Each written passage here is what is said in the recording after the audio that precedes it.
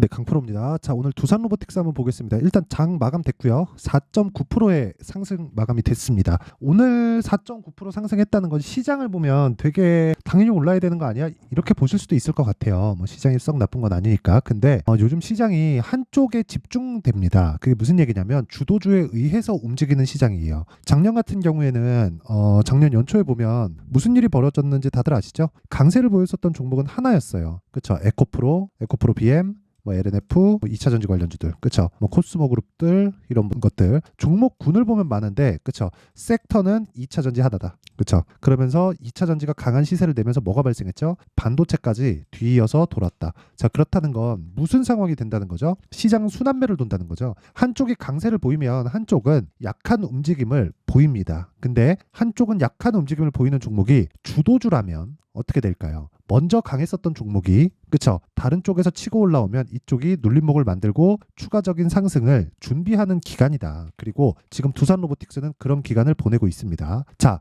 새벽에 엔비디아 실적이 나왔습니다. 뭐 뉴스만 봐도 아는 거니까 제가 딱히 뭘 가지고 설명하지 않고 결과만 말씀드릴게요. 미국, 그쵸? 월가에서 내놓은 예상 실적보다 훨씬 더 높은 실적을 내놨고요. 월가에서 발표한 예상 실적치는 정말 주가가 오른 만큼 그 이상의 그 상황을 만들어냈거든요. 근데 그것조차도 넘었고 1분기 예상치도 엔비디아에서 직접 발표했는데 그것보다도, 그쵸, 예상치보다도 훨씬 더 높은 수치를 제시를 해버렸어요. 근데 그게 가능해 보입니다. 이제는 계속해서 실적을 갱신해 가니까. 애플이 2010년 초반, 중반, 후반에 오면서 나왔었던 상황을 지금 엔비디아가 만들어가고 있습니다. 뭐 엔비디아가 대단하다, 애플이 대단하다, 이것도 맞지만 참 미국이 참 대단하다고 생각을 하고요. 제가 말씀드리고자 하는 내용은 주식은 선반영한다는 겁니다. 무슨 얘기냐면 두산 로보틱스가 지금 적자인가요, 흑자인가요? 돈을 많이 버나요? 아니에요. 돈을 벌지 못합니다. 적자예요. 자, 내용 한번 볼게요. 두산 로보틱스의 지금 시가총액은 5조입니다. 어저께 기준이고요. 오늘 5% 정도 올랐으니까 5조 2천억대가 나오겠죠. 5조 원대의 시가총액인데 기업은 적자예요. 근데 주가는 왜 5조일까요?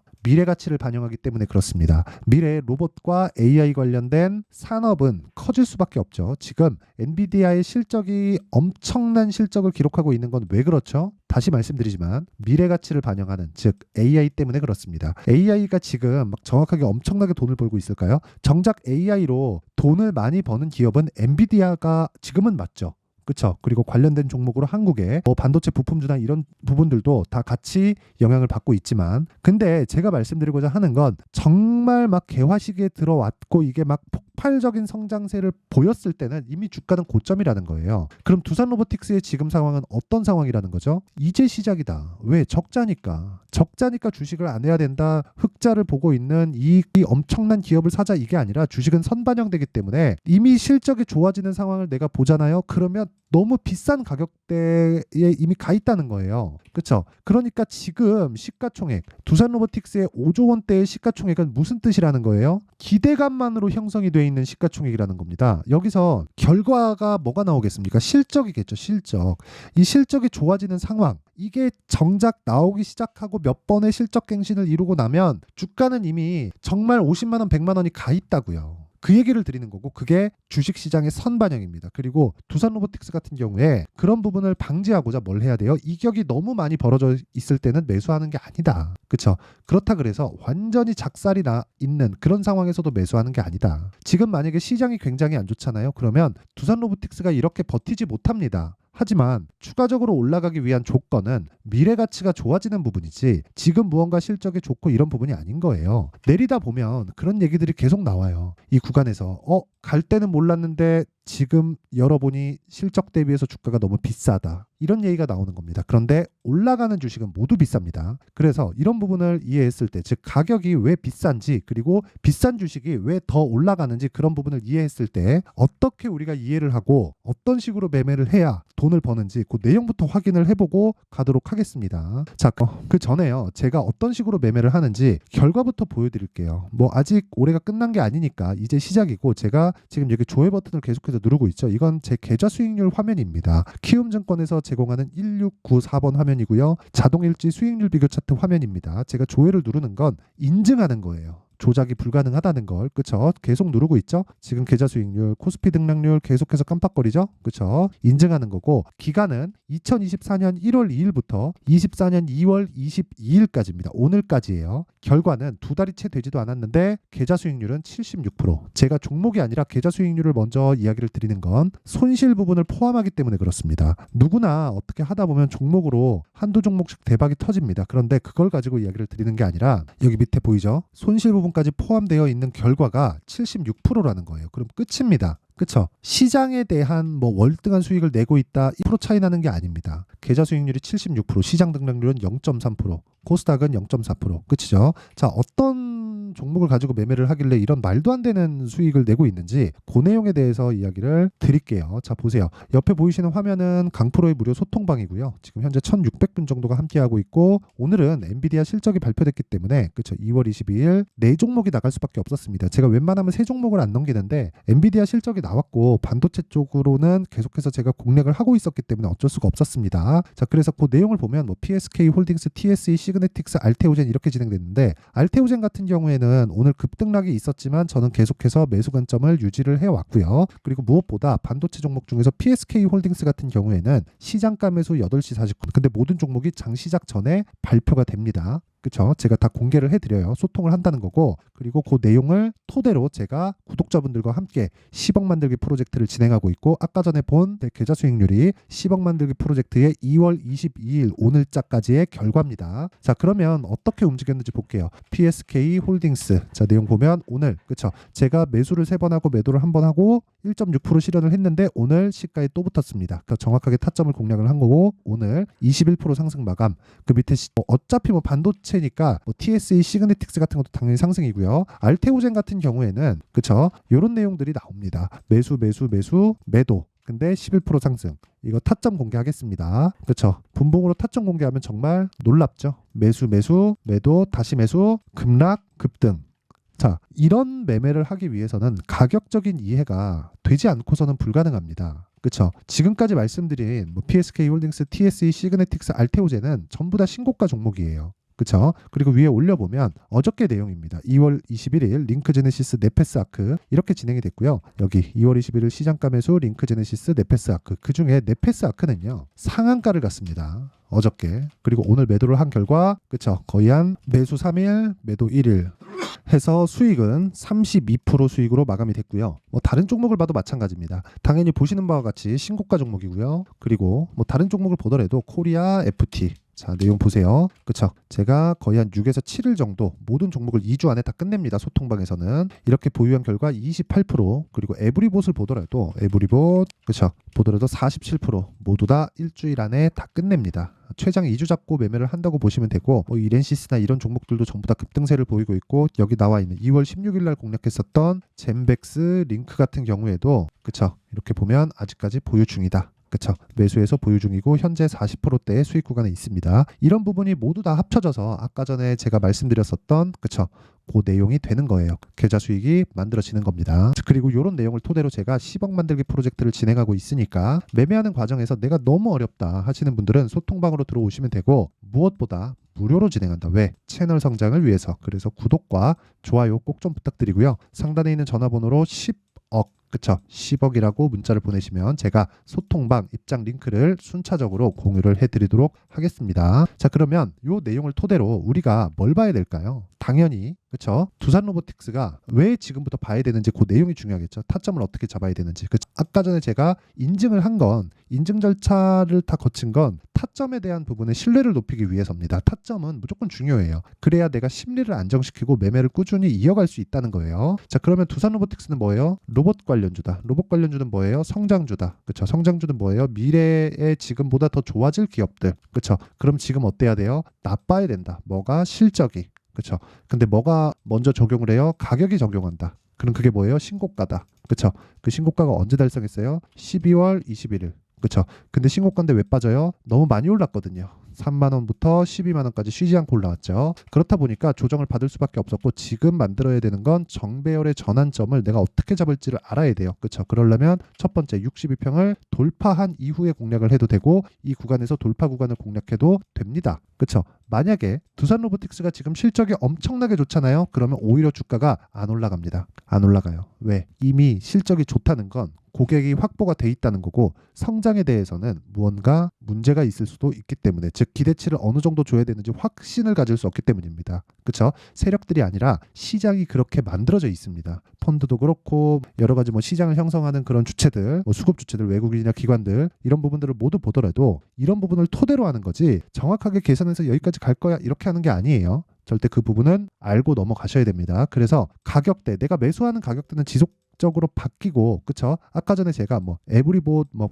50%씩 수익 내는 거 보면 몇 번씩 매수하잖아요. 그래서 그 타점에 대한 부분은 제가 소통방에서 공유를 하고 10억 만들기 프로젝트로 함께 진행을 하고 있고요. 그리고 어떻게 가격을 만들어냈는지 그 원리에 대한 부분은요. 여기 두산 로보틱스의 가격과 단기 보유 전략으로 준비를 해놨습니다. 단기 보유 전략은 뭐예요? 아까 전에 제가 말씀드렸죠. 2주를 넘기지 않는다. 그러면 2주 안에 수익 전환 시켜야 된다. 그렇죠. 그럼 만약에 손실을 볼 수도 있겠죠. 있습니다. 있어요. 아까 전에 제가 계좌 수익을 인증하면서 손실 본 날이 있잖아요. 손실 본 날이 더 많아요. 근데 계좌 수익률 결국에 올라간다. 그런 상황을 만들기 위해서는 내가 2주 안에 끊을 수 있는 상황을 만들어야 돼요. 리스크는 막고, 그쵸? 수익은 키울 수 있는, 그쵸? 리스크는 1%, 2%대에서 다 막아야 됩니다. 그렇다 그래서 전 종목을 1% 빠졌다고 팔고 2% 빠졌다고 파는 게 아니에요. 가격에 대해서 디테일한 내용이 필요하다는 거고 그 기준이 되는 게 신고가라는 겁니다. 자, 그러면 이 내용을 영상에서 이야기를 드리면 너무 내용이 길어져서 이런 식으로 준비를 해온 거니까 이것도 돈은 안 받는다. 왜? 채널 성장을 위해서. 그래서 구독과 좋아요 꼭 좀 부탁드리고요. 상단에 있는 전화번호로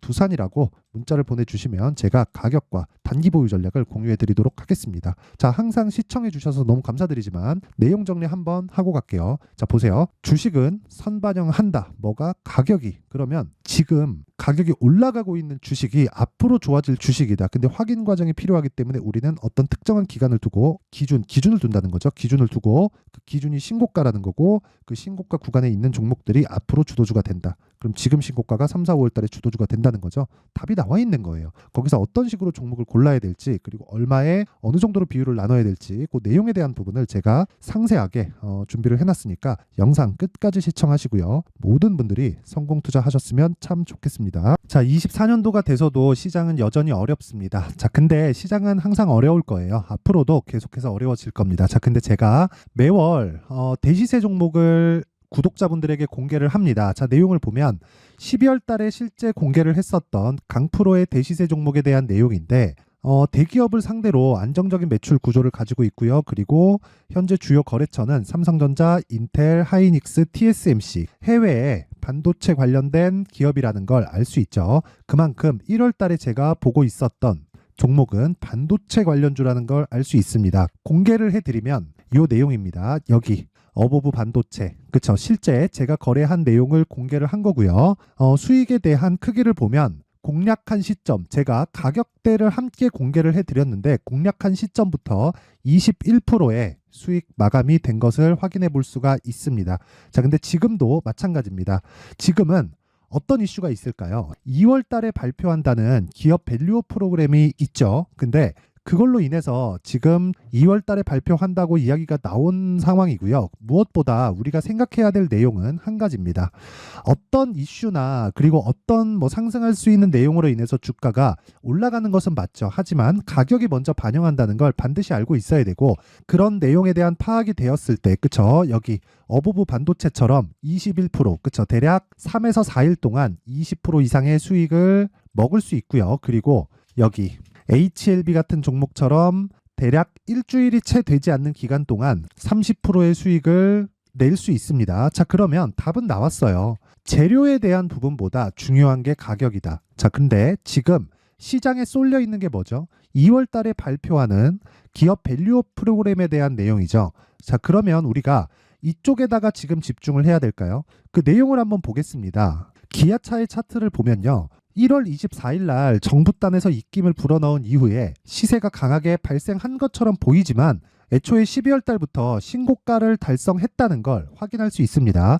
자, 그러면 우리가 스케줄을 따져봤을 때 우리가 어디를 봐야 될까요? 4월 달 총선을 봐야 됩니다. 드디어 때가 온 거죠. 4월 달 총선이 끝나면 그 뒤엔 뭐가 있죠? 대선 전국으로 들어갑니다. 그러면 우리는 4월 달 총선부터 시작해서 대선까지 이어질 수 있는 종목을 찾는 게 정말 중요합니다. 그게 정부 정책의 방향과 그리고 스케줄에 맞춰서 가는 거예요. 정치적인 상황에 따라서 주가가 움직이는 걸 우리는 수도 없이 많이 봐왔기 때문에 스케줄에 맞춰서 가는 게 지금으로서는 답이 될 수 있습니다. 그리고 무엇보다 어느 정도의 시세를 내는지 그 첫 번째 단계인 상황을 제가 12월 달 밝혀드렸었던 대시세 종목으로 이미 공개를 해드렸기 때문에 어떻게 제가 매매를 했는지까지 다 보여드렸습니다. HLB처럼 31.9% 걸린 시간은 4일밖에 되지 않죠. 이 종목을 제가 가격과 그리고 어떤 종목인지를 애초에 12월 달부터 공개를 한 겁니다. 자, 그러면 지금도 마찬가지예요. 앞서서 제가 말씀드렸었던 23년도에 했었던 여러 가지 종목들이 있죠. 한미반도체 같은 종목들도 여기 소통방에서 모두 공개를 해서 실제로 10,000원부터 60,000원까지 상승한 내역이 있고요. 왜 공략을 했는지를 제가 다 공개를 해드렸습니다. 근데 지금도 마찬가지라는 거죠. 정부 정책의 방향에 맞춰서 또는 선거 스케줄에 맞춰서 매매를 이어가야 될 때가 됐고요. 제가 총선 관련된 큰 시세가 나올 수 있는 대시세 종목을 준비를 해놨습니다. 길게 말씀드리지 않겠습니다. 모든 종목들은 신고가를 달성하면서 대시세 준비를 하게 되고요. 신고가를 공략했을 때 내가 시장에 주도주를 잡을 수 있는데 지금은 총선에 집중하는 게 맞다. 그래서 총선 관련된 그리고 대선까지 이어질 수 있는 종목을 준비를 해놨는데 지금부터 준비를 하셔야 나중에 고가에 올라가서도 꾸준하게 매매를 이어갈 수 있습니다. 자꾸 막 손절하고 매매하는 과정에서 너무 어렵다 하시는 분들은요. 이 종목 딱 받아가서 큰 수익 내셨으면 좋겠고요. 이 종목은 상단에 있는 전화번호로 대시세라고 문자를 보내주시는 분들에 한해서만 제가 총선 그리고 대선까지 이어질 수 있는 종목을 공개해 드리도록 할 테니까 상단에 있는 전화번호로 대시세라고 문자를 보내주시고요. 그리고 구독과 좋아요 꼭 좀 부탁드리겠습니다. 시장은 정말 어렵습니다. 자, 그래서 모든 분들이 성공 투자하셨으면 좋겠고요. 기본적으로 가격에 대한 파악을 하면서 큰 수익을 내셨으면 좋겠습니다.